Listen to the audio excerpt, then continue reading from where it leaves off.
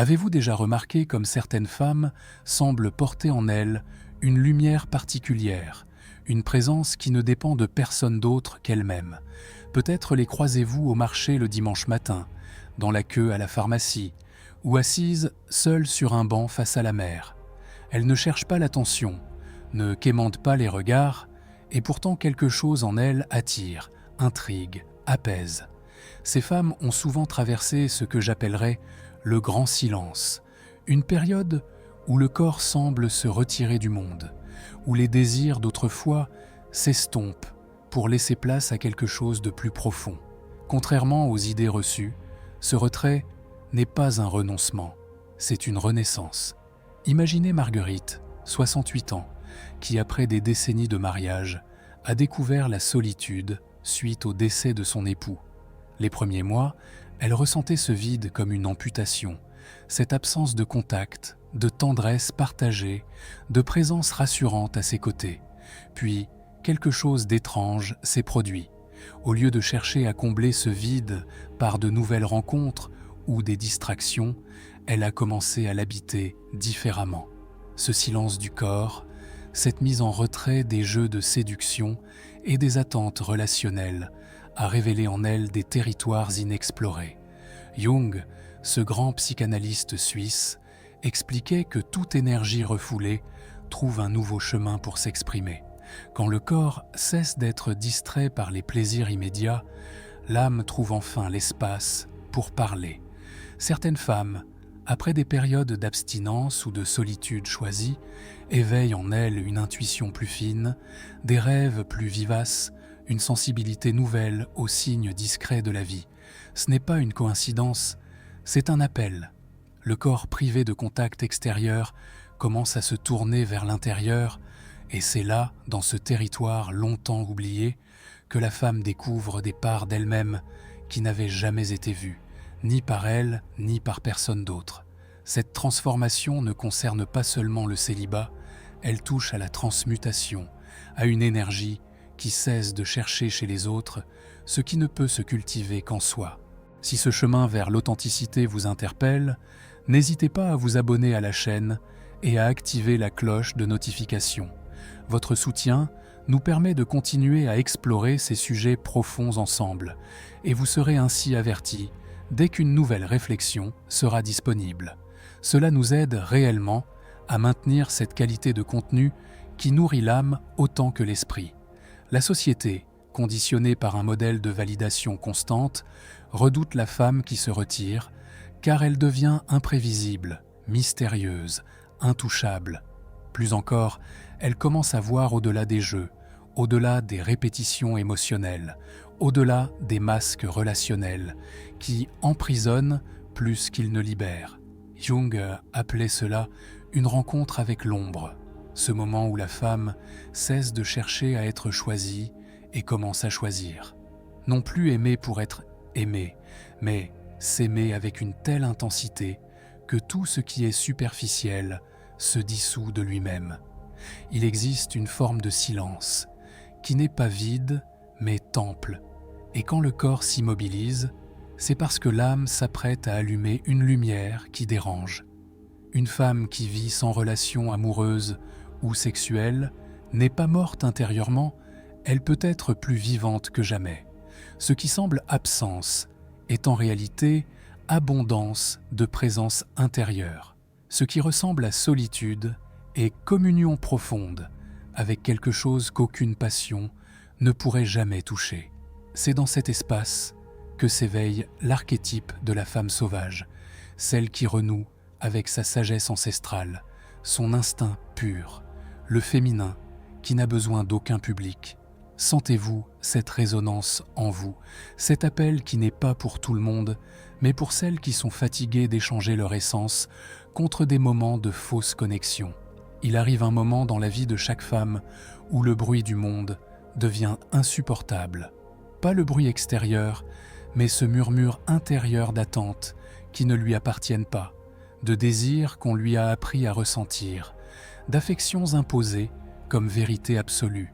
C'est dans cette fatigue profonde, presque invisible aux autres, que commence le voyage de retour vers soi, Peut-être l'avez-vous ressenti en rangeant les affaires d'un être cher, en vous réveillant seul dans un lit trop grand, ou simplement en regardant votre reflet dans la glace de la salle de bain un matin d'hiver.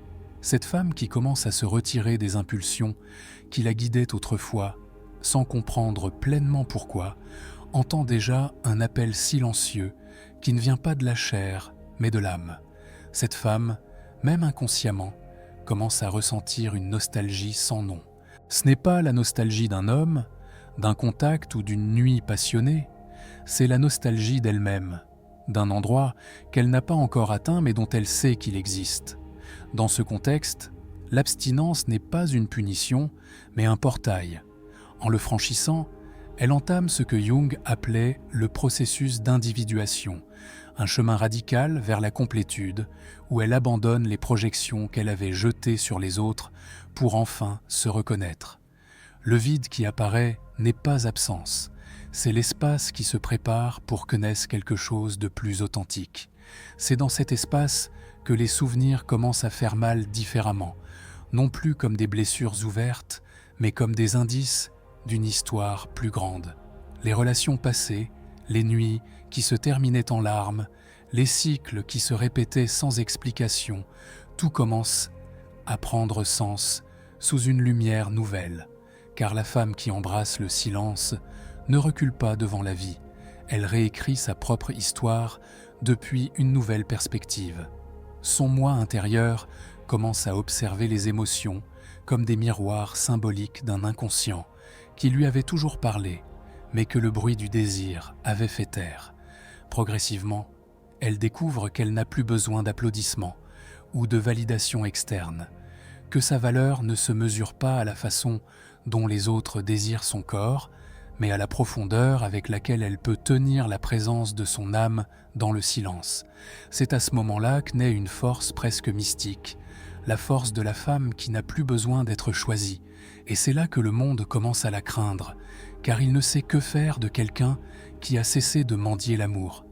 Elle devient entière, donc dangereuse, pour tout ce qui vit encore à moitié. Le chemin n'est pourtant pas doux.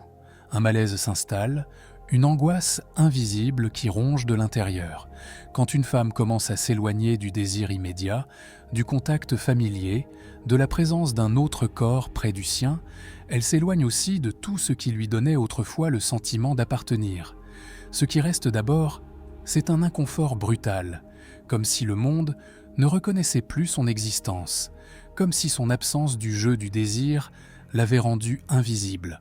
C'est le début de la rencontre avec l'ombre, cette part d'elle-même qu'elle a réprimée pendant des années, qui vivait dans l'adaptation, assoiffée de validation, mais qui refuse maintenant de continuer à faire semblant. À ce moment-là, elle commence à se demander si elle a eu tort de s'éloigner, si elle devient folle, si elle gaspille du temps, de la jeunesse, des opportunités. Elle n'est plus ni amante, ni épouse, ni muse, ni fiancée. Elle n'est qu'elle-même. Et cela fait plus mal que n'importe quel abandon. L'abstinence commence alors à ressembler à une punition, mais ce n'en est pas une. C'est un test, un voyage symbolique que seules les âmes préparées peuvent endurer. Les tentations surgissent, les anciens schémas frappent à la porte, les invitations faciles réapparaissent. Tout semble conçu pour la tester. Et la partie la plus cruelle, c'est que personne autour d'elle ne comprend ce qui se passe. Les amis la questionnent, la famille suggère qu'elle sorte davantage, qu'elle ne s'enferme pas. Mais ce n'est pas de la réclusion, c'est de l'immersion. Et tout le monde n'est pas prêt à voir quelqu'un plonger en profondeur, pendant que le reste du monde effleure la surface. C'est dans ce désespoir silencieux que beaucoup abandonnent, retournant aux anciens schémas, acceptant un amour tiède, se convainquant que quelque chose vaut mieux que rien. Mais la femme qui persiste, même à travers les larmes et les doutes, est façonnée par quelque chose de bien plus grand qu'elle. Elle est appelée à briser le cycle. Et les cycles ne se brisent pas par la force, ils se brisent par la conscience. La tension qu'elle ressent n'est pas signe d'erreur, mais de transition. Le cocon se resserre avant que naisse le papillon. C'est exactement ce qui se passe. Un nouvel être se forme dans l'obscurité du silence. Au fond, elle le sait, même si elle ne peut l'expliquer, même si elle craint d'être trop seule, trop incomprise, trop profonde. Il y a une voix qui ne crie pas mais insiste, une présence qui ne se montre pas mais accompagne. Et cette présence est le symbole du féminin archétypal, ce pont entre conscience et mystère que Jung décrivait si bien. C'est avec elle que la femme commence à converser. Plus ce dialogue intérieur s'approfondit, plus elle comprend que son corps n'est pas en pause, il est en rituel, un rituel oublié par le monde moderne, mais que son âme a toujours su comment parcourir. Alors quelque chose bascule, subtilement, presque imperceptiblement. Une nouvelle compréhension commence à éclore. Ce qui était autrefois agitation se transforme en question plus profonde. Pourquoi ai-je toujours eu besoin de me sentir désirée pour me sentir vivante? Pourquoi l'absence de l'autre me semble-t-elle si insupportable? Qu'est-ce qui en moi se nourrit encore du regard des autres pour exister? Car la femme transformée n'accepte plus les relations comme anesthésie, elle n'échange plus l'affection contre la compagnie, et même si cela lui coûte de longues nuits silencieuses, elle sait que son corps n'est pas en abstinence, il est en protection, il réserve un espace pour quelque chose qui vient de l'âme, pas du manque. La transformation s'achève quand elle réalise qu'elle n'a plus besoin d'être recherchée. Elle est le centre, le feu, la lumière révélatrice. Et quand cette lumière s'allume, ceux qui ne peuvent supporter son intensité s'éloignent, et ceux qui viennent par la suite ne l'approcheront pas à moitié, car la femme qui a traversé le silence n'accepte plus de vivre en sourdine. Elle n'est plus disponible pour les relations ordinaires, parce qu'elle-même n'est plus ordinaire. Et quand le corps se tait, c'est l'âme qui choisit. Et l'âme, une fois éveillée, ne choisit jamais ce qui l'a blessée autrefois. Alors elle se lève, non pas comme quelqu'un qui retourne au monde, mais comme quelqu'un qui devient le monde. Chaque pas est désormais conscient, chaque choix mesuré non par la peur d'être seul, mais par la valeur de sa propre compagnie. Le corps qui se taisait pulse maintenant à une nouvelle fréquence, plus subtile, plus profonde, plus vraie, plus de précipitation à combler le vide, plus de désir de s'insérer dans des espaces trop petits pour son âme nouvelle. Elle a intégré ses absences, fait du manque sa demeure, transformé le silence en autel. Il y a quelque chose que peu remarquent, elle n'attend pas qu'on vienne la sauver, car la femme qui a traversé sa propre obscurité n'a plus besoin d'être sauvée, elle s'est sauvée elle-même. Et cet auto-sauvetage change tout, elle ne peut plus revenir en arrière. Ce qui était besoin devient choix, ce qui était compulsion devient discernement. Elle peut aimer, oui, mais elle n'aime plus par besoin, mais par débordement. Et quand cet amour arrivera, il ne viendra pas pour la compléter, il viendra pour l'accompagner. Son âme est déjà entière. Il y a des silences qui semblent froids, mais qui portent des braises. Il y a des absences qui, de l'extérieur, sonnent comme des pertes, mais qui, à l'intérieur, sont terrain fertile.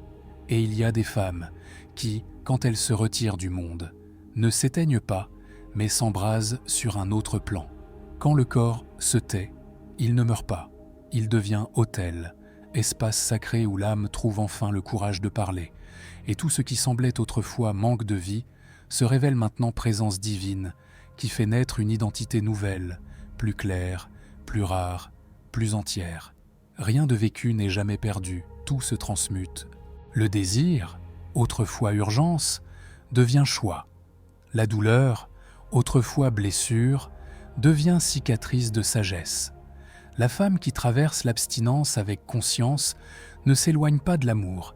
Elle apprend à aimer depuis un lieu où il n'y a plus faim, mais abondance. Et dans cette abondance silencieuse, elle devient intouchable, non parce que personne ne peut l'atteindre, mais parce que personne ne peut plus la manipuler. Sentez-vous l'écho de ce chemin en vous, cette nostalgie sans nom, cet inconfort de ne plus vous sentir à votre place, là où vous vous sentiez autrefois chez vous, ce désir de vous retirer sans savoir exactement pourquoi. Ce n'est pas de la fragilité, c'est le premier appel. Peut-être que cette vidéo ne vous a pas trouvé par hasard. Peut-être est-elle le miroir de quelque chose qui pulse en vous depuis longtemps, mais qui n'avait pas encore été clairement nommé. Et maintenant que c'est fait, quelque chose a changé. Si ce voyage a touché une part oubliée de qui vous êtes, permettez-vous de continuer. N'éteignez pas l'étincelle qui s'est allumée. Partagez ce message avec quelqu'un qui sent aussi que son corps s'est tu, mais ne comprend pas encore pourquoi. Laissez un commentaire pour nous dire comment cela a résonné en vous, car au final, c'est ce qui reste. Une femme qui a appris à entendre ce que murmure l'âme quand le monde est trop fort. Et ce murmure dit « Vous n'êtes pas seul, vous vous éveillez ».